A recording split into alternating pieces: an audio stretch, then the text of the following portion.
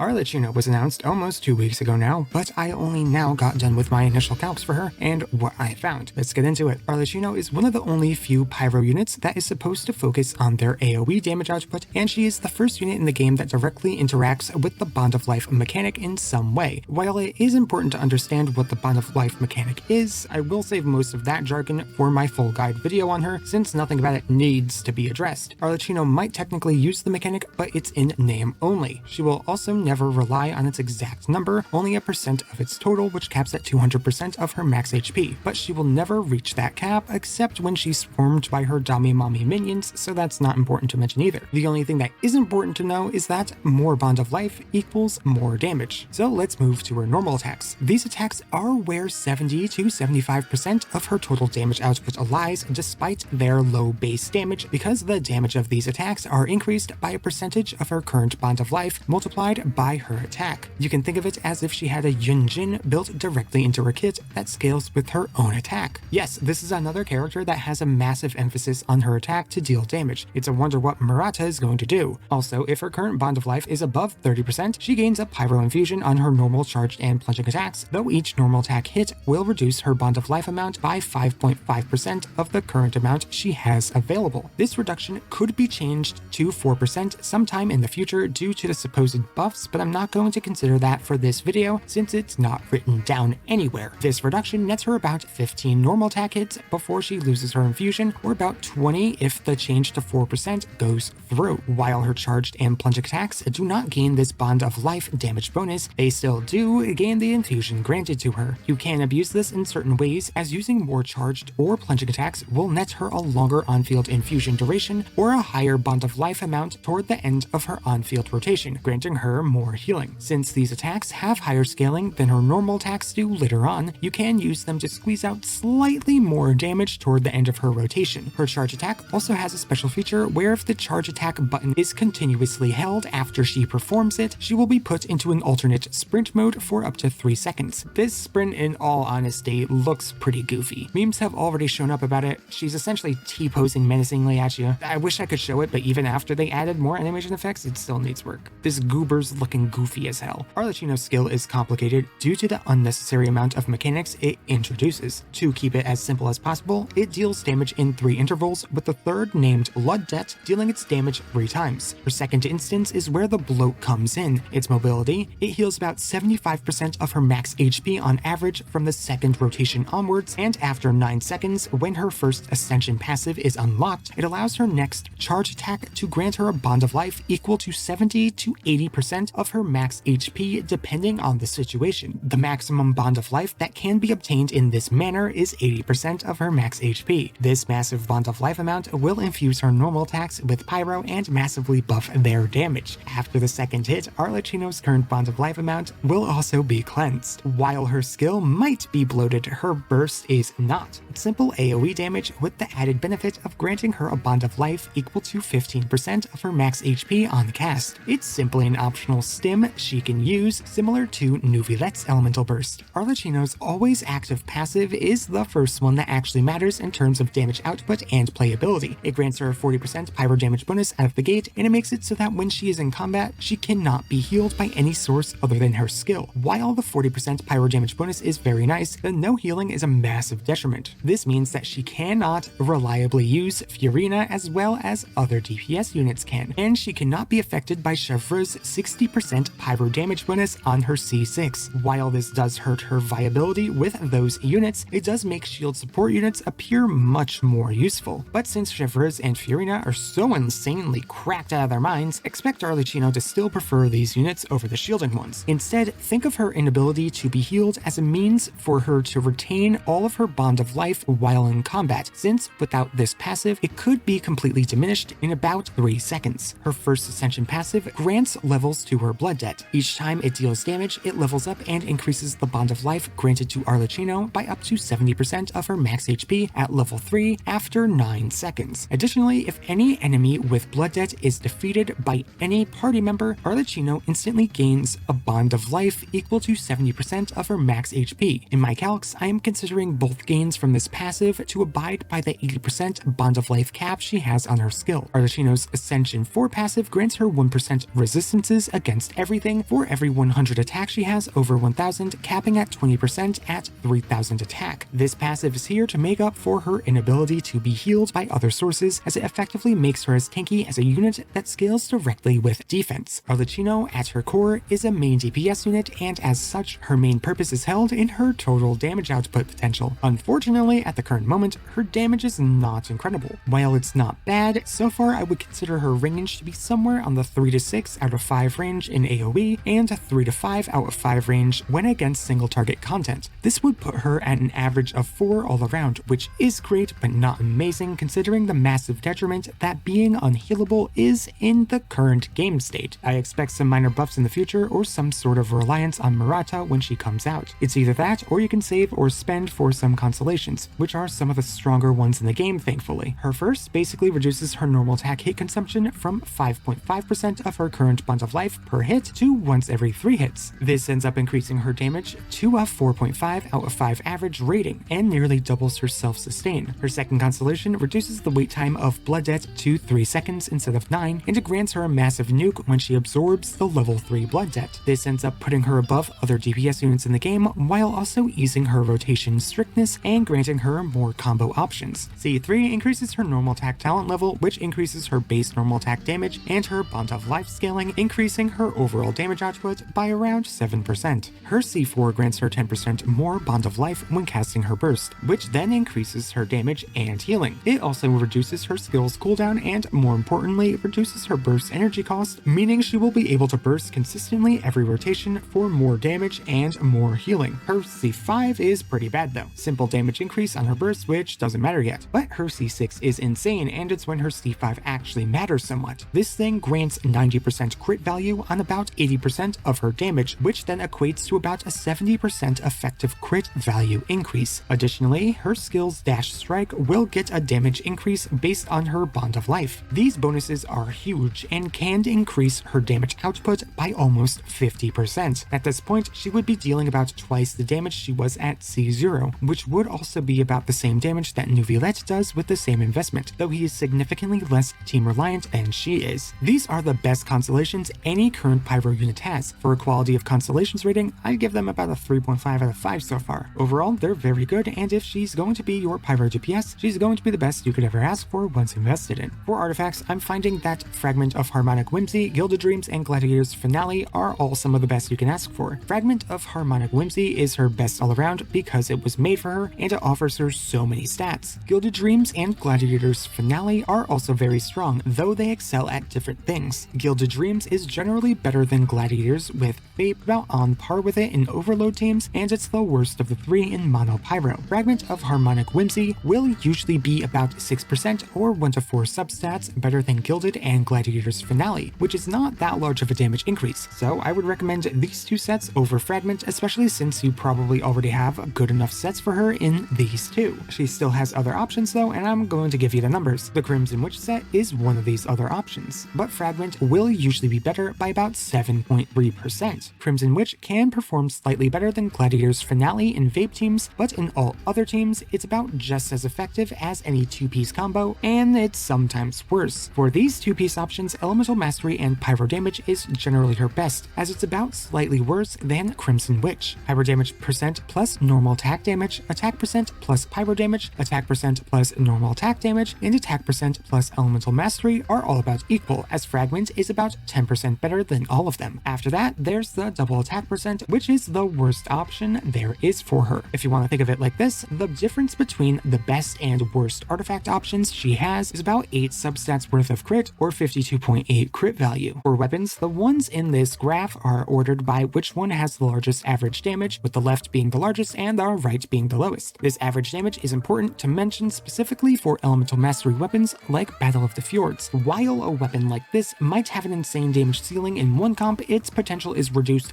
drastically in others, granting it a lower average damage. Crimson Moon's form is obviously her best in slot weapon. It technically provides less stats than Primordial Jade Wing Spear, but it also offers a bond of life, which she directly scales with. This ends up making her signature weapon her best in every situation. Then there's Primordial Jade Wing Spear and Staff of Homa, which are about just as good as one another. However, Homa edges out as it has the benefit of working better with Furina due to the additional attack buff it it grants at low health, and it grants its stats up front, making it better in general. Skyward Spine is also incredible on Arlecchino, given you haven't reached her energy requirement and given your normal attacking quite a lot. If you can reach the requirement without it, or if you start using more charge attacks, it drops much lower on the list, but it does offer all of the stats that she wants. High base attack, crit, energy recharge, more attack scaling, attack speed. This weapon is perfect for a lower investment Arlecchino or one with no energy recharge in substats. Black Cliff Pull at max stats is an insane weapon, and because of her large AoE damage, its passive won't be hard to stack up. She also does not snapshot, unlike older characters, making her one of the best users of this weapon. There's also the fact that the drip is outmatched only by her signature. This weapon is nearly perfect for her. It tends to not fall far behind many others too, and can technically be her best 4-star and free-to-play weapon available. When it's maxed at Refinement 1, or when it has one stack at Refinement 5, it will only drop behind the Battle Pass weapons and Calamity Queller. At worst, it drops slightly behind Vortex Vanquisher and the White Tassel. This weapon is cracked on her and works at buffing her entire kit, making it amazing in every situation. The only issue with it is that it needs to be obtained in the Starglitter shop. This sucks because it can be a better investment to get 5 to 24 wishes rather than a stat stick you might drop in the future. For the rest of her weapons, I'm going to try and zoom through. Calamity Queller is a massive attack stat stick, and Arlecchino loves attack, making it great for her. Deathmatch offers crit, attack, and defense to make her slightly tankier. It is her all-around best 4-star option as it performs higher than most others in the most situation. Battle of the Fjords is specifically amazing in vape teams, but outside of that, it plummets in usability on her. At best, it's on par with Jadewing Spear and Homa, but at worst, it deals similar damage to White Tassel. Vortex Vanquisher is the Calamity Queller, but just worse off as it offers a lower attack overall and requires a shield. White Tassel could be considered her best free-to-play weapon due to the crit it offers, the massive normal attack damage bonus, and the fact that the Starglitter shop is a bother. And then there's Dragon's Bane and Catane Cross Spear, which are just worse versions of the Battle of the Fjords, but they are more free-to-play friendly. They don't do too hot in most situations other than in vape teams, and should only reasonably be used where they can perform better than White Tassel. Everything else is not worth looking into since there are already multiple good free-to-play weapons that are just better. Now, just like with the weapons graph, this team's DPS graph is ordered from highest average DPS on the left to lowest average DPS on the right. Arlecchino's best team at the current moment is with Bennett, Kazuha, and Yelan, which enables Arlecchino to have huge raw damage and vape from that raw damage. Additionally, Kazuha will deal insane AoE damage in all situations,